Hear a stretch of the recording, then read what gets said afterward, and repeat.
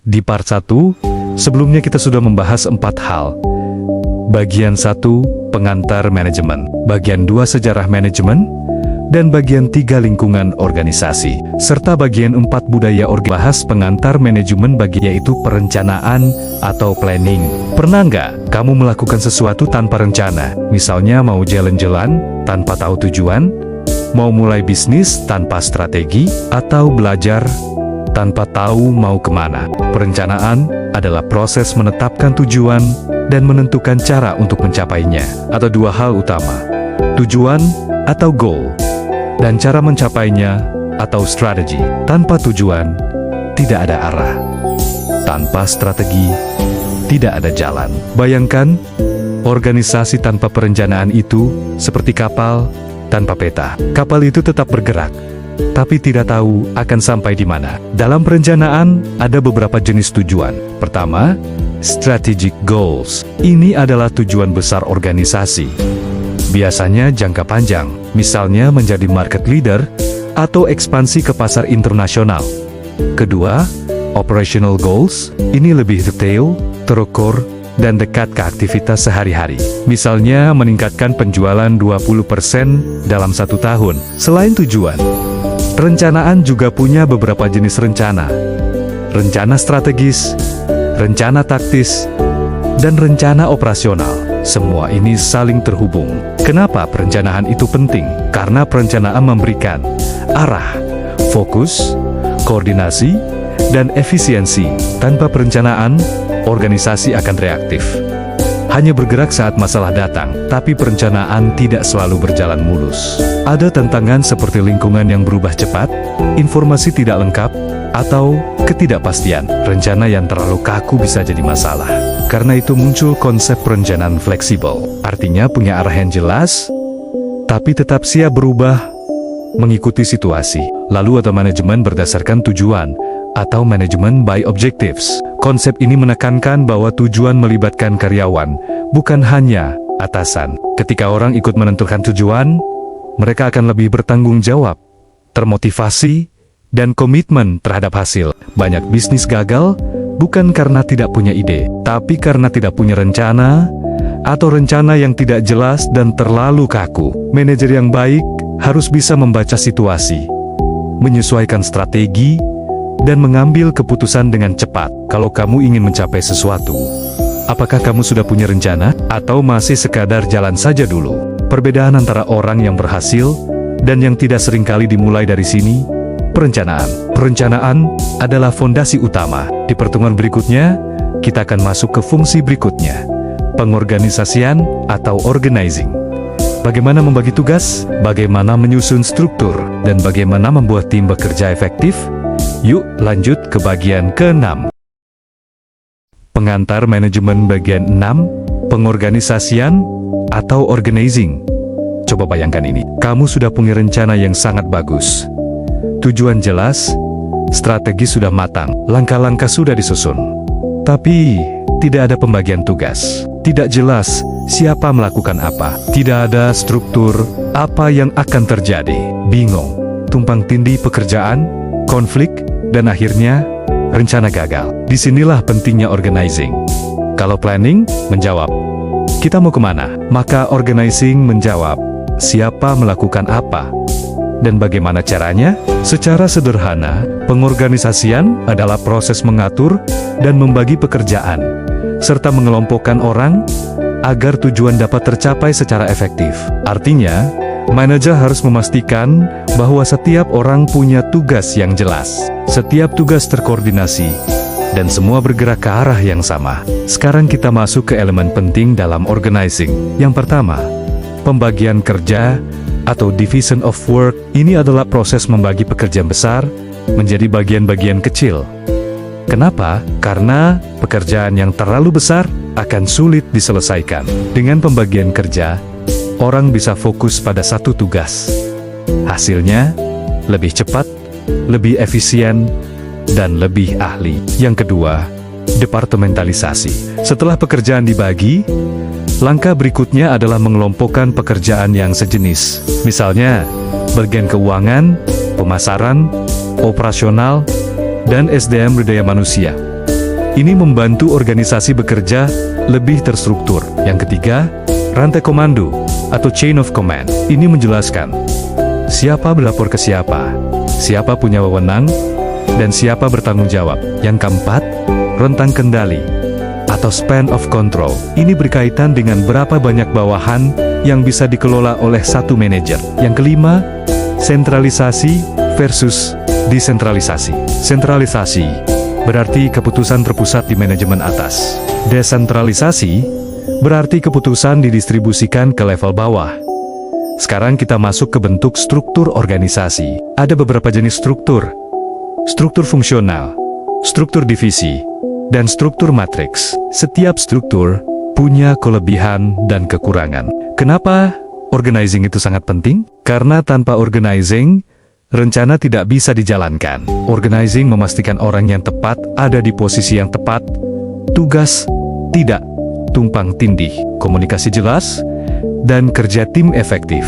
Di dunia nyata, banyak organisasi gagal bukan karena rencananya buruk, tapi karena struktur tidak jelas, peran kabur, dan koordinasi lemah. Sekarang bayangkan organisasi sebagai tubuh manusia.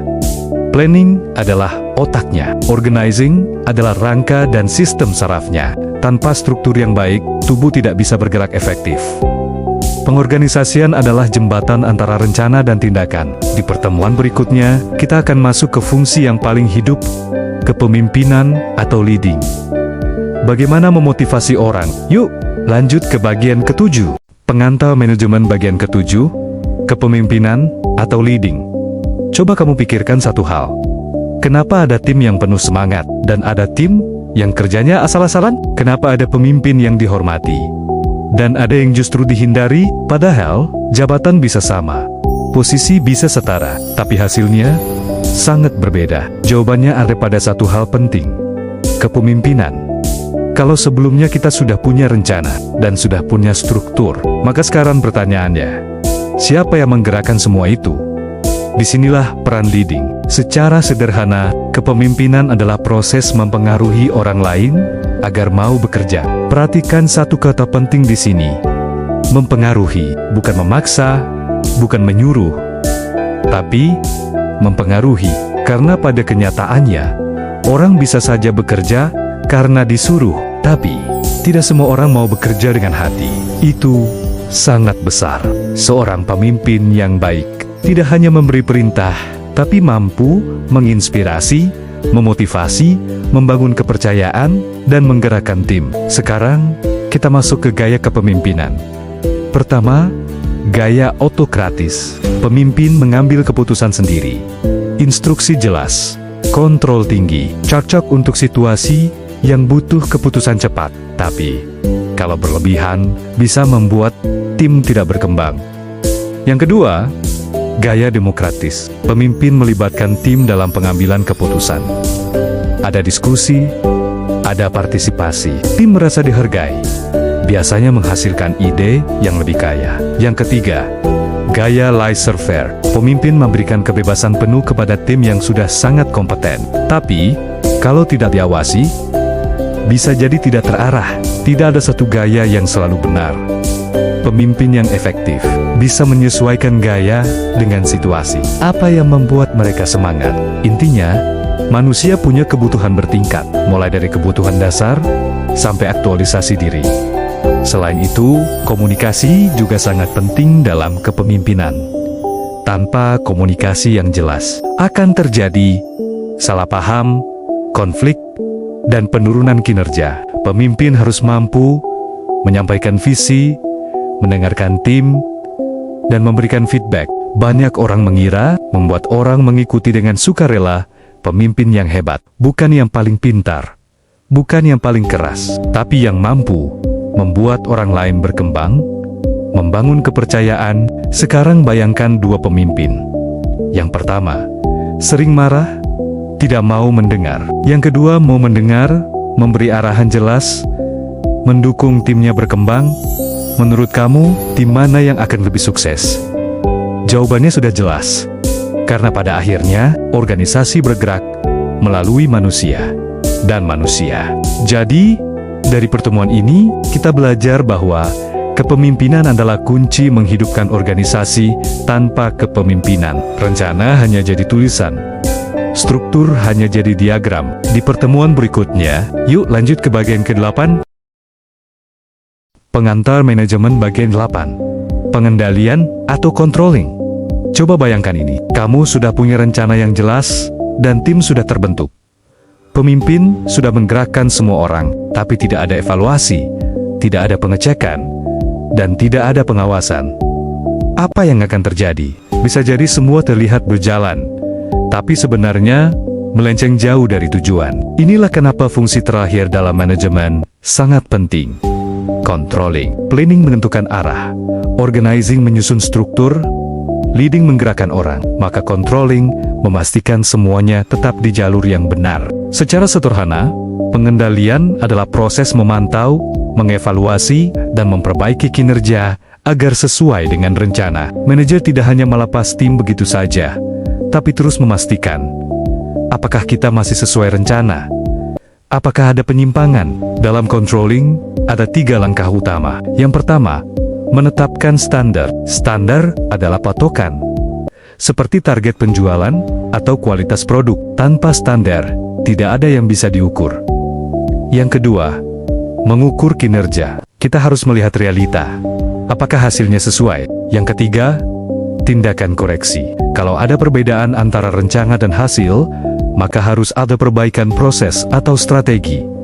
Kenapa controlling sangat penting? Karena dalam dunia nyata, tidak ada rencana yang berjalan sempurna. Selalu ada hambatan tak terduga. Tanpa controlling, semua kesalahan itu tidak akan terdeteksi. Controlling juga membantu organisasi menjadi lebih disiplin dan bertanggung jawab. Sekarang kita lihat jenis-jenis pengendalian. Pertama, feed-forward control. Dilakukan sebelum pekerjaan dimulai untuk mencegah masalah. Dilakukan saat pekerjaan sedang berlangsung untuk memastikan proses berjalan dengan benar. Ketiga, feedback control. Dilakukan setelah pekerjaan selesai untuk evaluasi. Ketiga jenis ini saling melengkapi dalam organisasi. Banyak organisasi gagal karena masalah kecil dibiarkan hingga jadi besar. Manajer harus teliti, objektif, dan berani mengambil tindakan. Bayangkan hidupmu kalau tidak pernah dievaluasi, apakah kamu akan berkembang? Pengendalian adalah kunci menjaga organisasi tetap di jalurnya. Kita sudah membahas 4 fungsi utama. Berikutnya, kita akan membahas pengambilan keputusan atau decision making. Yuk lanjut ke bagian ke-9.